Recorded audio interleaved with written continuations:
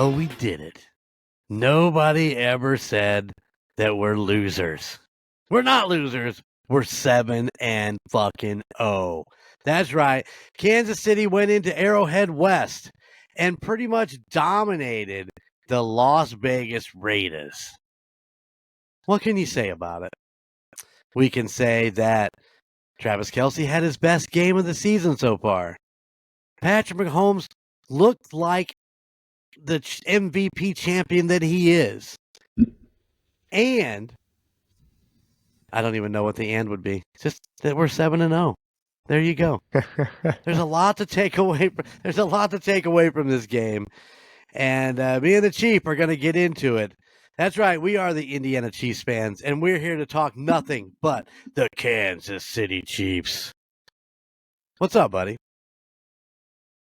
Just like you, I'm pretty hyped on being 13-0 or whatever the stat is from the last game we lost. It's either 12-0 or 13-0.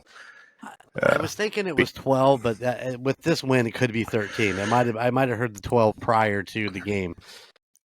Again, we're not statisticians here. We just go off what we know when we know it or how we feel. But the one interesting stat, and I did go look something up, Jeremy, which, I say we don't use stats. That's unusual for you, buddy. Yeah. If you think back to, let's just say under Herm Edwards, right? 2007, we were 4-12. 2008, we were 2-14. So if you had that's a 6-26 record in 1 year, whereas we're 7-0 right now. So we beat that record of those 2 years already, being 7-0 at this point. So right. Then there was the stint with Todd Haley where we were 7-9 for the entire season. And then follow that up the next year with Romeo Crennel, we were 2-14. So, being 7-0 is hard. It's not easy. The team that we've done it with has had many injuries, so it's going to be a special year, and I'm excited. I think the last time the Chiefs were 7-0, Trent Green was our quarterback. I believe we were 9-0 ultimately, and we went into Cleveland, I believe, and lost. Hey, there you go. Hold on. And sorry about that. Motorcycle goes by and the Chief loses train of thought. No, I was trying to be quiet because you probably couldn't hear me. But yeah, Trent Green was our quarterback. And we were 9-0. I believe we went into Cleveland, a team that was like freaking 1-8 or something, and we went unprepared. I would like to say that we are not going into these games unprepared. We're going into these games prepared as possible due to the injuries, due to getting new people, which again I'm sure we'll talk about the defensive ad later. But DeAndre Hopkins, he's new. Once he gets rolling, we got that extra weapon. So I was just reminiscing back, what it feels like to be 7-0 from a fan perspective, knowing how bad we were, 2006 to 2010 or something like that. So it makes it special for me. Well, I mean, I always say this, and I've been a fan for 30 plus years. I mean, like I said, you all can call me a bandwagon fan when Joe Montana came to Kansas City, because that's when I started watching him when he was there. But when he left, I didn't. So I went through the Romeo Crennels and the Todd Haleys and the Herm Edwards and the Dick Vermeils and all these great head coaches who were supposed to just turn this football team around. And like you said, I knew Romeo when he took over head coach that we were fucked, and we might as well not even work the season. We might as well just stay home. Because as much as I liked Romeo Crennel as a defensive coordinator, I hated him that much as a head coach. He is a great defensive coordinator mind. Yeah, I agree, and that was 2012 when we were 2-14. But on a bright note, what that led to was the Andy Reid years. There you go. There He you took go. over, and Romeo out, Andy in. yep. So I mean, something good came out of the Haley Romo days. Actually, when you include, Herm Edwards in that, because Dick Vermeil was a good coach. We just had a horrible defense then. We could score points on offense at will, and our defense sucks. So I'm just saying, when Dick come in after a very successful run with the Rams, taking them to the Super Bowl, and everybody was like, this is the guy that's going to take us to the next level. And we just didn't get to that next level with him. I'm not saying he's a horrible coach by any means. I'm just saying that no. he couldn't take the Chiefs to that next level. Yeah, I think it was player personnel. I think it was the GM. I mean, there's a lot of factors that go into that. So. And you know what? I don't disagree with you. I agree with you 100%, because look at what we got now. You got Andy Reid, you got Brett Veach, you got Clark Hunt. Those are your big dogs, and then you bring in Mahomes and Kelsey and Chris Jones, Kareem Hunt being back. Kareem Hunt has been a monster back with Kansas City. Yeah. It's like he never left to begin with. So, and all of that you mix into that big pot, and this is the stew you get. And everybody can talk about, the stats being down for Kansas City and all that, but we're 7-0. We're winning with the next man up, which has always been Andy Reid and Patrick Mahomes' is motto. Is like, Pacheco gets hurt, next man up, and Carson Steele and P. Ryan did a great job. But going out and getting Hunt, that's what Brett Veach does. He goes out and he finds the best available talent to get us to back up to where we're at. When we get Pacheco back with Kareem Hunt and Carson Steele, that running game is going to be almost fucking unstoppable. It's going to be amazing. Yeah, I look forward to that. And absolutely. I mean, is Allaire gonna pop back up? Is he gonna play? He can help in the interim, but I don't hear anything about the guy, except for he's off IR. I don't know. I don't either. I haven't heard anything except he went to a couple practices or whatever, and then that whole storyline just fell off. So I haven't heard anything more about it myself at all. So I don't care if Allaire comes back. I mean, I didn't hate him as a running back. He did good for the time he was there, but we have better running backs now, and to bring him back in is, at this point, is just irrelevant to me. So I don't have a problem with him. I think he's been a good Chief, and best of luck in maybe someplace else that might get him back to the number one RB. So I don't know. Yeah, the only thought I have about him. It's going to be. The only thought I had about him is maybe they're looking for somebody, and he's a trade target at this point because they keep marking him inactive and not ready. A lot of times when you do that, he's either a trade target or his PTSD just isn't resolving. One of the two. Yeah, and that's a rough road that he's on, regardless of whether he plays or not. I mean, that's something that's hard as hell to get over, and we do wish him the best. I mean, absolutely correct. So I don't know. Anyway, let's move on. Anyway, from Allaire. Well, let's move on to our bright new shiny toy. DeAndre Hopkins signed last week. Right after it was said, we had just spent all that time talking about practice squad wide receivers and who to bring up and who to take out, and we kind of spent some time on that. And they go out, Beach goes out and makes a deal with Tennessee for a 4th round or 5th round pick next year. I've heard both. I think it's a 4th round. I think is the finalization on it. But we go out and we get DeAndre Hopkins, who we tried to get before the season started, but Tennessee outbid us and then decided that they couldn't do anything with him, so they let him go. But you know what? I'm thrilled to have him in Kansas City, and he for 3 days on the practice field, practice those guys. He looked good against the Raiders. I mean, definitely out there running routes, definitely out there, looking like he is all in to be a Chief. I loved. I'm trying to remember who scored the touchdown. I think it might have been Worthy, where Hopkins is right there, fucking congratulating him, patting him on the helmet. Super excited for him, and I just saw that was like, wow, okay. He's not coming in with a chip on his shoulder. He's coming in and he's excited to be here, and I'm fucking happy to have him. And hopefully they can get him worked out this week, going into that Monday night game against Tampa Bay, and they can utilize him even more. So super excited about that. How about you?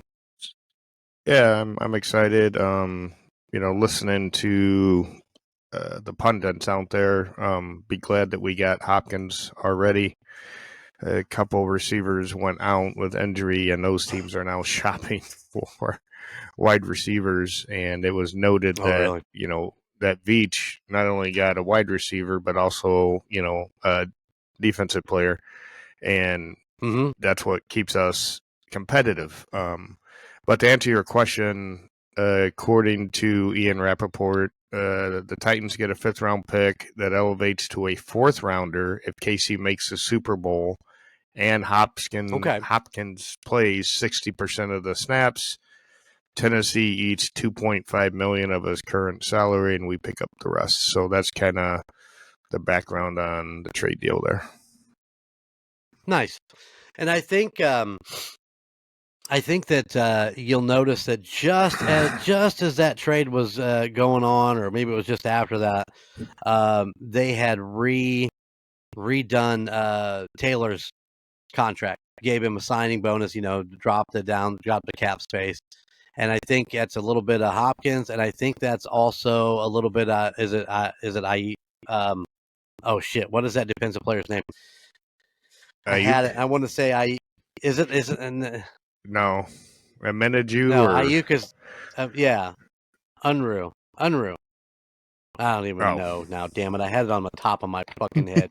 But yeah, I mean, we get this pass, this edge rusher from New England that has been a household name for all the things he's done. I think he had 11.5 sacks last year, and now we've got him on the defense as an extra bookend to the Karlaftis, Jones. Yeah. I think it's more for, is it Wanye Morris that is that's kind of in and out there. He's not 100%, so they kind of went and got this guy to kind of help out with his space. So, I mean, an already number one defense picking up somebody like that is just going to be absolutely intense on that side of the ball. Yeah. So, totally agree. Like we needed more firepower. We'll take it. Well, I was listening to a partial podcast that just happened to pop up, and one guy was just saying, he's like, it's unfair to the rest of the NFL. Pretty much that Veach is on top of his game, which he admitted. I can't remember who the gentleman was, and it was like a 5-minute clip that I watched, but it happened to pop up on Reels, and I'm listening to the guy, and he's like, it's just unfair. We're never going to get a chance to win a Super Bowl. They got a good GM, Veach, who finds the next guy, like we were saying earlier. They go out and find this defensive guy that makes their awesome defense even better. They got DeAndre Hopkins, who's going to stretch the field again because they don't have anyone else that can do it. He's like, I thought we had a chance. I can't remember, what his team was, but he might be Bills Mafia or something. But I listened to it because I thought it was interesting, and he had great points. Good teams don't sit around waiting for a player to come. They look for the player. If you don't have him on your practice squad. So, and I thought it was very interesting and very suspect of the Chiefs, to be honest, that they put Sky Moore on the practice squad, I think, with a thumb injury. I mean, okay. I didn't see that. Yeah, I'm pretty sure they said thumb injury. But I was like, and that made room for DeAndre Hopkins, right? Um, uh, I was laughing. I was like, really? A thumb? um, for whatever reason, they don't want to put him out there on waivers. I don't know why. I don't get it. maybe they still think he has some trade value somewhere down the road. I mean, I don't know. Sorry, they put him on injured reserve. I'm sorry. Gotcha. He's always on IR. Okay. Yeah, so he'll be out. I think that's automatic 4 weeks. Right due to a core muscle issue. I thought I heard it was so a not thumb. just a stump. Yeah, well, anyway, I call suspect on that, but whatever. I think it was a quick way to get DeAndre Hopkins a spot while they figure out what they want to do with Sky Moore. I think it's funny. To me, he's where he belongs, not playing for the Chiefs right now. I am not a Sky Moore fan, people. Listen, I think that maybe this might be Phil's new Dwayne Bowe. Who? Oh, Sky Moore. Sky Moore is your new Dwayne Bowe. Yeah, 100%. I'll buy something. I'll buy a jersey off the Chiefs bid site of each one of them and burn them in a trash can and be happy that I spent $100 to do it. Right. Yeah, not a fan. That's funny. Uche, Joshua Uche. That's what it is. We got from the Patriots. I was going to drive me nuts. I had to look it up. I'm excited for him to come in. He's an explosive player. He had. I think he was a second round draft pick in 2022, if I recall what they said. He had a good one season, and then they kind of just use him in situations. And even Bill Belichick, of all people, talked about him this morning going to the Chiefs and basically saying the same thing. He's like, this is how we did it in New England. We go out and find the right people at the right time at the right price. And that's what the Chiefs did. And he's like, I can tell you this guy's going to be explosive and he's going to be good for the Chiefs. And he's like, that's how you win Super Bowls. It was awesome. Yep. Now, did you hear during that game on Sunday that Matt Azari is like the number one punter in the NFL right now with hang time and distance from when he's punting? I had to listen to the game on my phone because we were doing a trunk or treat at the Legion, so I missed a lot of the commentary. I'll take your word for it. Hey, I had my phone there. Trust me, I wasn't missing. I couldn't see the live feed, but damn it, I had my phone ready and going. You got to hear Mitch call the game. Yeah, it was good. Who was calling it? Was good. Yeah, Mitch is awesome, man. I do have one more point that I want to point out here for all you haters, including myself. I'm gonna call myself out on this. Number 74. We've talked about him in the past. See, that's right. It is Taylor, and Taylor has been known to be the most penalized offensive player in the NFL. But, and I've been keeping tallies on this every week, every time they called his number, over the last 2 weeks, over the last 2 games, so the Raiders and the Niners game, he has not been called for a penalty. Well, miracles do happen, Jeremy. I'm not going to hold my breath on that stat. I do believe that during the... Hold on. Yeah, that's the 49ers game. There was 0. During the Saints game, he only had 2 penalties. Only 2. Hold on. He did have 3 against the Chargers. So maybe this off week was good for him. That bye week was good for him because he hadn't had a penalty since.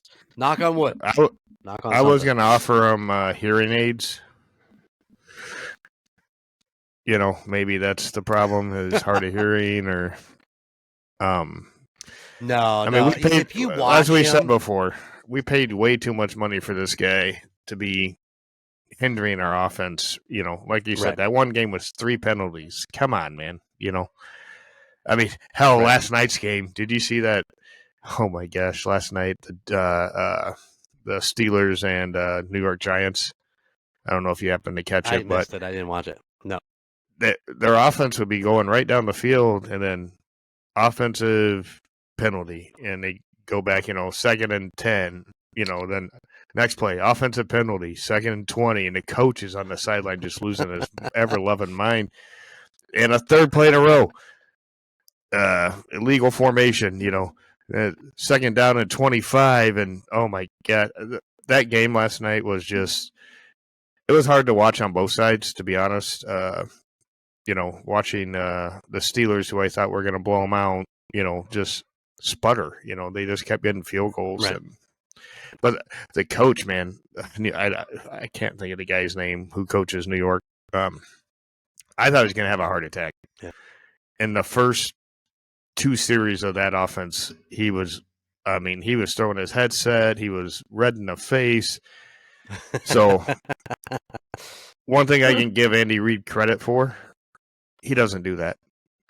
He will talk to a player on the sideline and say, "Hey, pick it up," or whatever he says to him. He just stands there like a brick wall. And I admire that about him, because things can be going horrible for the Chiefs. We could be losing 50-10. He's just stone face. And if you watch the game last night and you compare the 2 coaches, it's night and day on their mannerisms. And I think that plays a lot into the players. When you see your head coach just losing his shit like the whole game, yeah, I personally think that he has no faith in me. So Andy Reid always instills faith, in my opinion, regardless of how good or bad we play. Absolutely. Andy Reid is top notch. all the way around. He doesn't point fingers. He doesn't scream. And when he does get a player in his face, Travis Kelce, he's like, "Oh, I started to fall and Travis caught me." He's got his players back. Oh, that was funny shit. Oh man, I remember that. Yeah, I didn't know he was behind me. I kind of ran into him or something. And yeah, okay. We're well with that. Just like Sky Moore has a core muscle injury. His brain. Yes. Anyway, his brain to his hands don't work for some weird reason. It reminds me of that dude from The Replacements. They put all that stickum on his hands because he was fast as hell, but he couldn't catch a ball. And then they put him on there, and he looks like he's got super glue just dripping down his hands. But he caught the ball. Damn it! It's like, Coach, it looks like an elephant jerked off in my hand. I know. I was gonna say that, Jeremy, but I was just not gonna do it. I'll do it. I'll do it, man. I'll do it. Yeah, Clifford Franklin don't even know some of the things that Clifford Franklin's gonna do yet. One of my all-time favorite movies, man. I love that movie. Same here, man. Hey, that's the first thing they've done as a team. when the guy threw up all his eggs and they moved the huddle together. Yeah. Yep. All right, let's move on. Yeah, we could do a whole show just on that movie. I'm telling you. Give me the ball. I'm under the ball. Go sit down. All right, man. I love it. All right, we did have the late game. It was the 4:30 game. That's Eastern time. It was the Chiefs traveling to Las Vegas, or we like to call it Arrowhead West. This game was really not too bad of a game. Opening drive, we got the ball, which means we lost the coin toss, so we got the ball first. Our opening drive, with about 10 minutes ago, we scored a touchdown. But D-Hop had his first catch as a Kansas City Chief, and I remember seeing it and the crowd going freaking crazy, and you could definitely tell that there was lots and lots of Chiefs support there in the stadium. So I watched a video that someone posted, and I'm just going to go out on a limb here and say 2/3 of that stadium was Chiefs fans. They showed the video of the lines of people coming in. It was 3-1 Chiefs fans, and when he panned at least to this half of the stadium, it was 80% red, if not more. When they sung the national anthem, you clearly heard at the end, "Home of the Chiefs." Home of the Chiefs. Yep. I mean, Andy Reid has more wins than the last two quarterbacks. The last two quarterbacks of the Raiders in their own building. So credit to Andy Reid. Actually, I think he's got more wins. Three quarterbacks? I think it's head coaches. I don't think it's quarterbacks. I think it's the head coaches. Oh, I thought it was quarterbacks. But either way, that's hilarious. Either way you look at it. Yeah, it's the best. Anyways, defense comes out. Looks a little shaky on the first drive. But the Raiders score with 2:39 left to go, making it 7-7. Watson comes back and has a beautiful 19-yard catch. 14. Okay, so 14 is the number one punter in the NFL. I was looking for this a little bit ago, and I mentioned it. So they mentioned it. He is the number one punter in the NFL when it comes to hang time and yards on his kicks. Awesome. Which I think is freaking impressive, seeing as how nobody has ever heard of him really up to that point. I mean, I've never heard of him, and to let Tommy Townsend go for this guy, and then this guy is going to be number one. All right, fuck yeah, let's do this thing. We start the second quarter with a sack. We start the second quarter with a sack. Third. Oh my God, yeah. Raiders big knockdown by George Karlaftis. Raiders with a field goal, which put them up 7-10. And then, I don't even know. My notes are a little shaky because I wasn't in my normal circumstances as I was up at Gunner's house, holding on to a baby trying to write notes. So, 7 minutes ago was a fake hand. He was giving out candy, but I had the game on. 7 minutes ago in the second quarter, there was a fake handoff, but a quick shuttle pass to Kelsey, which Kelsey got the first down. We also had a fake out and a quick flip to Gray for another first down. Minute 57 in the second, 15-87 for the touchdown, which is that Kelsey's first touchdown of the season? I can't remember. Yep. It is, and it happens to come on National Tight Ends Day, which I love that shit. Which, as I think a fact, there were 14 touchdowns by tight ends on National Tight End weekend, and I offensive coordinators obviously know that that's a important day for tight ends, and I think they script up a bunch of plays. I saw one guy's winning ticket. He made a $10 bet on 14 tight ends to get a touchdown, and all 14 got a touchdown. His $10 bet wound up being like $113,000 payout. So, food for thought for me next year on National Tight Ends Day. But kudos to Kelsey for getting his first touchdown. Let's keep him in action, and hopefully he gets a lot more. Let's keep that rolling. Well, that makes the Chiefs go up 14-10. The Chiefs get the ball back from the Raiders, and after that was in a minute 57 left to go when Kelsey had the touchdown. We get the ball back at 58 seconds from the Raiders, and then at 8 seconds there was a pass to D-Hop for 16 yards. Now, do you know why this pass is so important? I do not, because I didn't hear a lot of the audio. All right, well, this pass was important because it put Patrick Mahomes because this put Patrick Mahomes at 30,000-yard milestone. He is the fastest NFL quarterback to reach it. He reached it in 103 games. Yes, I did hear that. 30,000 yards. Yeah. I did hear that in a post-game show somewhere. Who was the one right behind him? Do we know how many games it took the person before that? Oh, All right, it I'll look was. it up. I I'm can't just remember. curious. Yeah, I can't remember exactly. Yeah, there was 4 of them, and Marino, and I think it's Drew Brees that's right behind him. But I think it was Okay. 110 games. It might have been 108. I'm not 100% sure. I know they put the graphic up. I just forgot what it was. No, So, no anyways, worries. we I was drive just curious. that little pass to D Hop for his 30,000. Leaves them basically 4 seconds on which they get a field goal. Kansas City goes up 17-10 to end the first half of this game. So just to fill you in here, Mahomes overtook Los Angeles Rams quarterback Matthew Stafford's previous record of 109 games to get to that milestone, whereas Mahomes did it in 103. 103.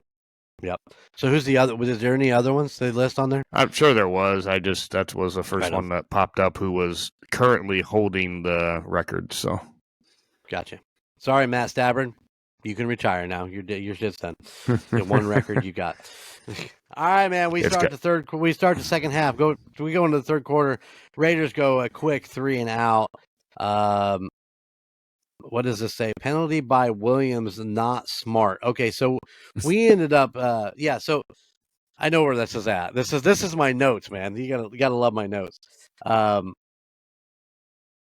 So Williams had a couple of penalties right there, which we had shut down the Raiders on a 3 and out, and Williams had a couple really bad. This is Joshua Williams, the corner, who actually had to come in for Najee Johnson, I believe.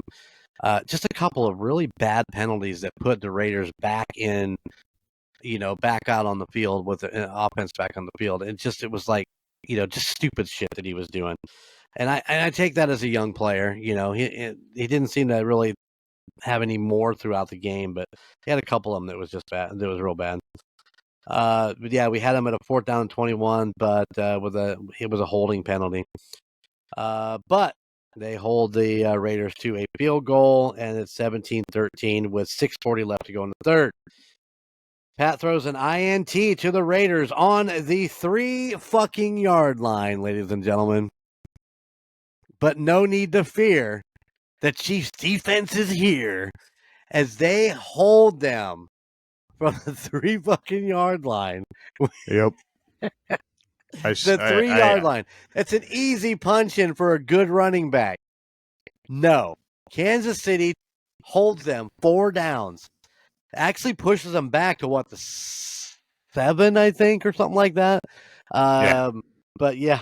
they didn't even get a field goal out of it because they went for it on 4th down and failed. A lot of teams, Jeremy, I don't get it. Yeah. Points are points. I've seen some of the teams that play us do because we're the Chiefs. They don't want to give us the ball back. Fine, whatever. If you go for it and you miss, that's bad. Yeah. I mean, there's a couple games we could have lost if the other team would have just simply taken the field goals, which shows how scared they are of, Pat Mahomes and our offense. But it also shows, analytics can't take into account what's going to happen in any given game, right? I mean, analytics say go for it, right? Back in the day, the gut feeling told you, I should take the 3 because we've been having a hard time, getting down there. If I can get down here 2 more times and get 2 more field goals, I might win this game. So I think that always works in our favor for the most part. A lot of teams do the same exact thing, and maybe it's not when they're on the 3-yard line. They'll do it when they're on their own 40, for example. Go for it for 4th and 1, and I just shake my head and say, thank you very much, touchdown or field goal. Thank you. Right. It's great. I love it. I of course, some teams will get it, here and there, but I would say the majority of the times our defense is stout and stops it. But keep doing it, people. Keep giving us the ball.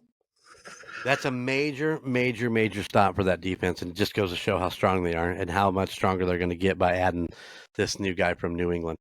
So we get the ball back, I think, on the 7-yard line, and we just basically start walking down the field. Pat has a tip pass that falls right into Noah Gray's hands for a big gain. I think it was Worthy that was reaching for it, and it just kind of gets out of his hands. But no worries, Noah Gray's right there. It's all good. No worries. I'm not sure. I'm not 100% sure that pass wasn't meant for Noah Gray, to be honest, but it is what it is. That's right. 8 minutes to go. Oh, I'm sorry. Kansas City walks down. KC puts up a field goal, which gives us the 20-13 lead. With 8 minutes to go, Minshew fumbles the ball, and the Chiefs recover. They take over at the 38. Raiders use up all their timeouts with 5 minutes to go. Which we sat there and scratched our head for the longest damn time about that. It's like they just burnt through all 3 of them really, really quick. And it's like, yeah, you guys kind of fucked yourself. But Kansas City, touchdown pass to Xavier Worthy, giving us the 27-13 Chiefs lead with 4:59 to go. But the Raiders did turn around, walk back down the field, 2:03 to go. Raiders touchdown. A really good pass, really amazing catch on that final Raiders touchdown, giving us the 27-20 with the Chiefs still in the lead. The Raiders do try an onside kick. It was messy. Our recovery was messy in that. Jody Fortson went down hurt in that play. I've not heard whether he is good or bad or indifferent after that. I haven't heard any more about it. The Chiefs have the ball with a 2-minute warning, but without any timeouts on the Raiders side, we basically kneel out the rest of the game. We are now 32-5 in the AFC West. That's 32 wins, 5 losses in the AFC West for Kansas City. There you go, man. Final 27-20, Kansas City leaving Arrowhead West, making us 7-0.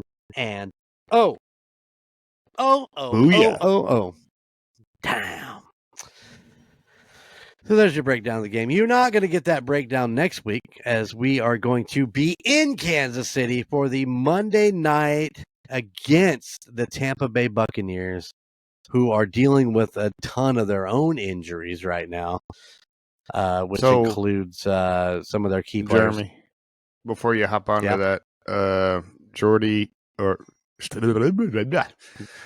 Fortson, he is on IR with a severe leg injury.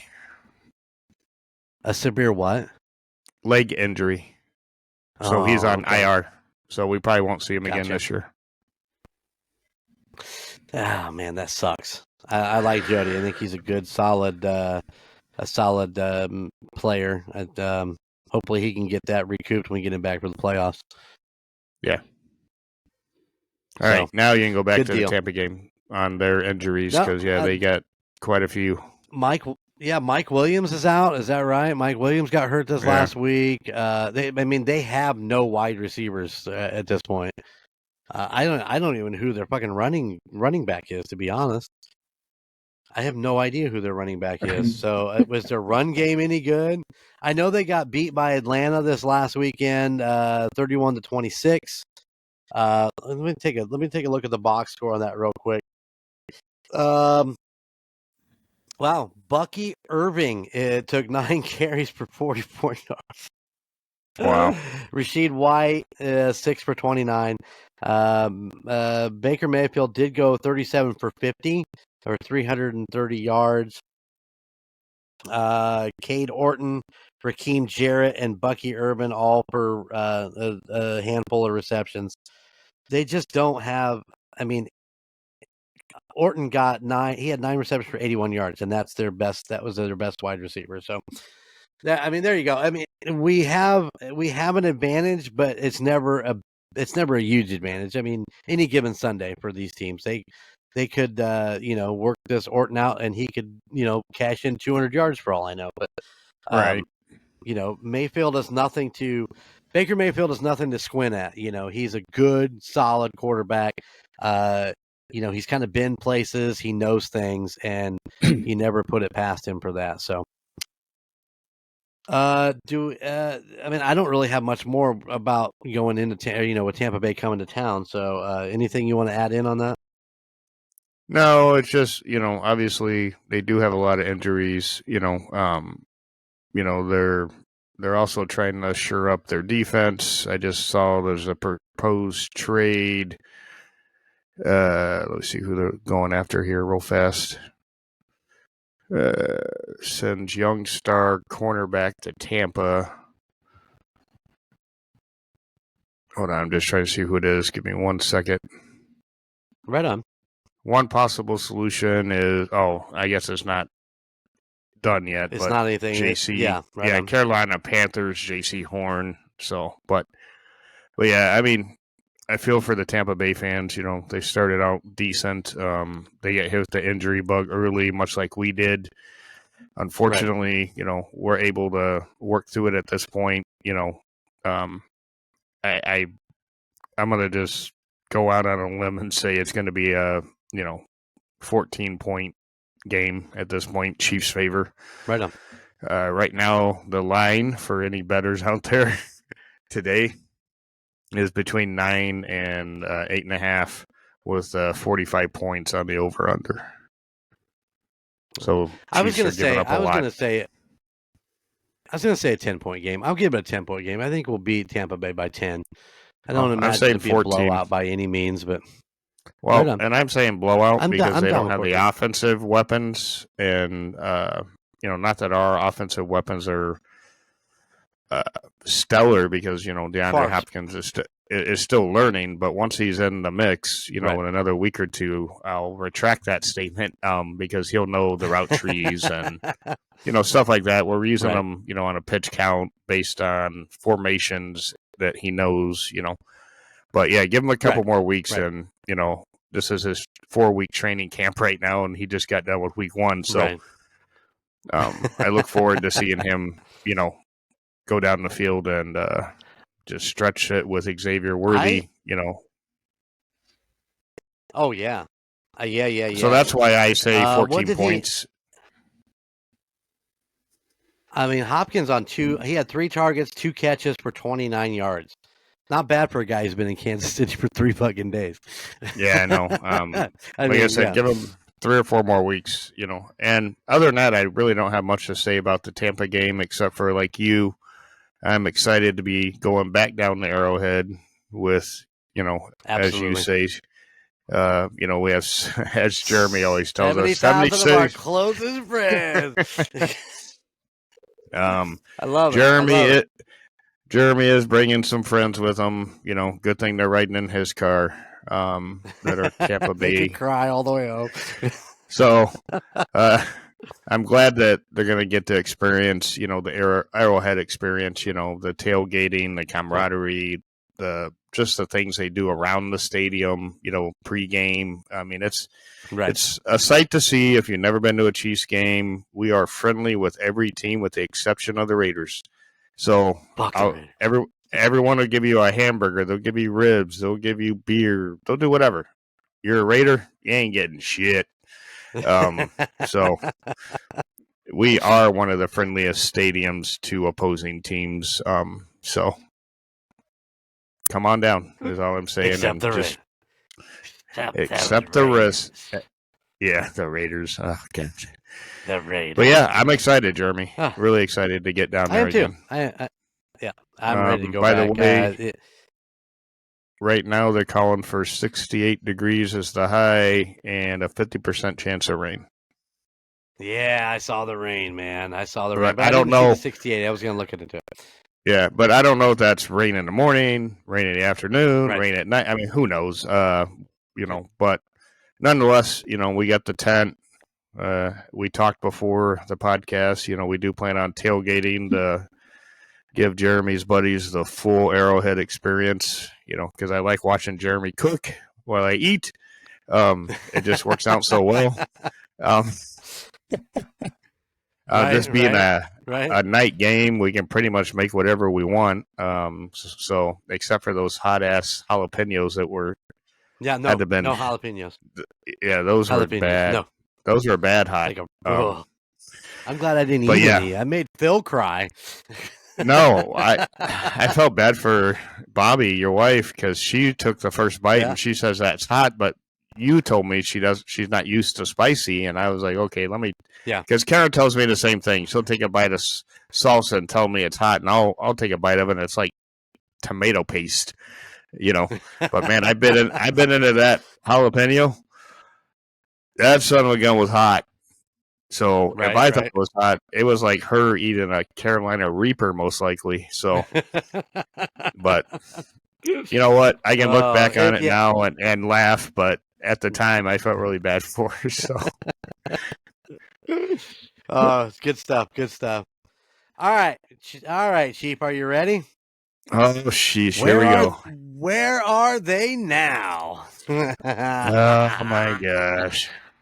All right. This one's a relatively short one. So, this player, born May 30th, 1962, a former professional American football offensive tackle in the National Football League, played his entire NFL career with the Kansas City Chiefs from 1984 to 1996. He was drafted in the first round of the 84 NFL draft with the 21st overall pick. He graduated Columbia Heights, I think it's Minnesota, high school, and he played college at the University of Iowa.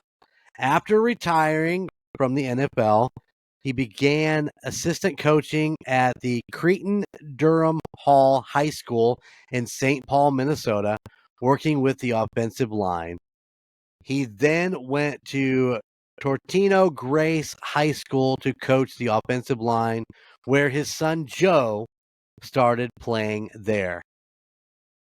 His son Mark was selected 53rd overall in the 2010 NHL entry draft by the Carolina Hurricanes and played hockey for the Colorado Avalanche. His son Joe was selected 5th overall in the 2024 NFL draft by the Los Angeles Chargers. That's a lot of info in a very short period of time. I think I know the name because I know the older team members. Uh-huh. But shit. He was there from 1984 to 1996. Yeah. He is offensive tackle. One of those. Offensive tackle. Yep. Man, it's right there on the tip of your tongue. Right there on the tip of your tongue. Is it John? John who? Fuck. God bless America. I can see his face. Can you? John's all I can remember now. John's all you got. You're right. It's John, but it's John Alt. God bless America. You were so close. Hey, you're like, there's so many Johns in the world. Can we narrow it down a little bit? Right? No, he was a fabulous player. I believe he's also in the Ring of Honor, if I'm not mistaken.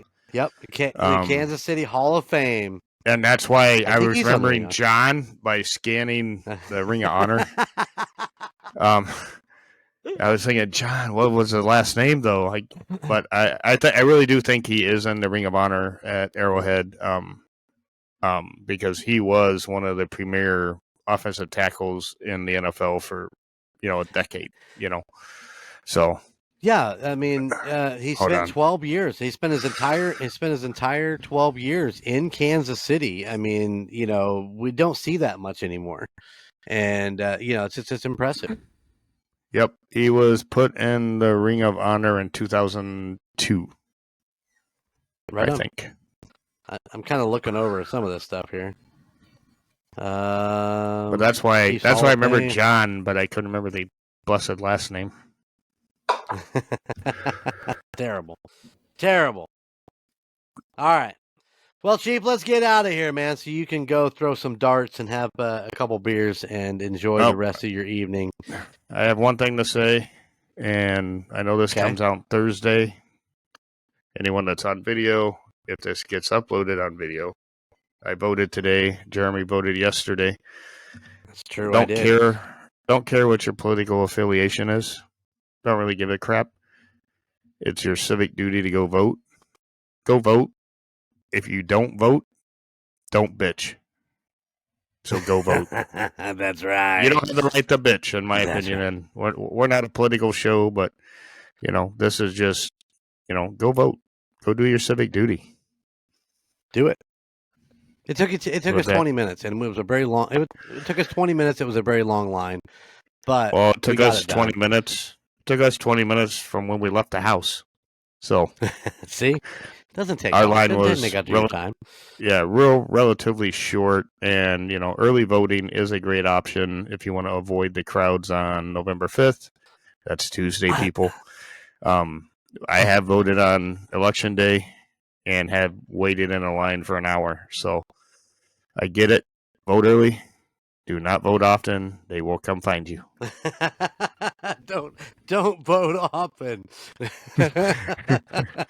You only get one. You only get to go one time. Yeah. So that's my PSA for the week. And you get a sticker that says I voted. Yep. Bill's got his on. Mine's not on me. All right, guys. From our little slice to Chiefs Kingdom right here in the great state of Indiana, I just have 3 words for you. How about those Chiefs? Later. Three-peat. Thank you for listening to the Indiana Chiefs Fans Podcast. You can find us wherever you get your podcasts, whether that be Spotify, Apple Podcasts, or Podbean, any of your favorite podcast sites. Be sure to watch us on YouTube. Just search for the Indiana Chiefs Fans Podcast. Also, check us out on Facebook for any updates on the Chiefs and all of our weekly posts. You can find us at facebook.com/INChiefsFansPod. Finally, go check out our Golden Mojo Entertainment website at goldenmojoent.com.